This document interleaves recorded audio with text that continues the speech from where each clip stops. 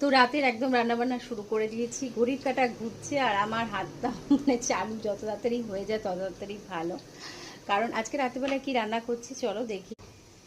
এখানে দেখো, মাংসটাকে সকালবেলা ম্যারিনেট করে রেখে দিয়েছি এবং আজকে একটু দই দিয়েছি, তার জন্য একটু সাদা সাদা লাগছে। আর এখানে সমস্ত আলুগুলোকে ফ্রাই করে রেখে দিয়েছি। আর এখানে যেটা মানে দরকার মাংসের জন্য, আদা রসুন আর পেঁয়াজ সমস্ত সুন্দরভাবে ফ্রাই হয়ে গেছে। এরপর মাংসটা দিয়ে দেবো। আর এখানে মশলাটাকে রেডি করে নিয়েছি, যা যা লাগে ধনে গুঁড়ো, জিরে গুঁড়ো, লঙ্কার গুঁড়ো, হলুদের গুঁড়ো আর কাশ্মীরি লঙ্কার গুঁড়ো দিয়েছি। তো দেখা যাক কত তাড়াতাড়ি হয়। এরপর দিয়ে দেবো, দিয়ে ভালো করে কষিয়ে নিতে হবে। যত তাড়াতাড়ি হয় তত তাড়াতাড়ি ভালো। এরপর করব রুটি, আমার রুটি করব।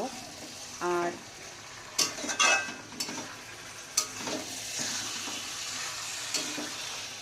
তো চলো এটাকে সুন্দর করে একদম মশলাগুলো যাতে ঢোকে সুন্দর করে একটুখানি ফ্রাই করে নিই। তারপরে এখানে গরম জল রেডি করেছি, কিন্তু গ্যাসটাকে অন করে নিই। এবার গরম জল দিয়ে একটু হালকা পাতলা ঝোল করে নেব।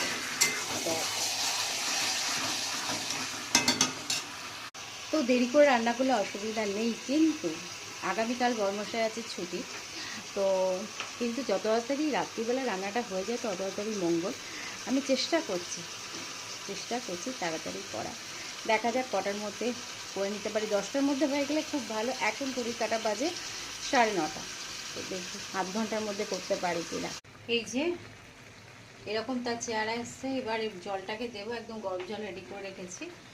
আর আলু ফালু দিয়ে একদম সুন্দর করে জমজমাটিভাবে কষিয়ে নিলাম।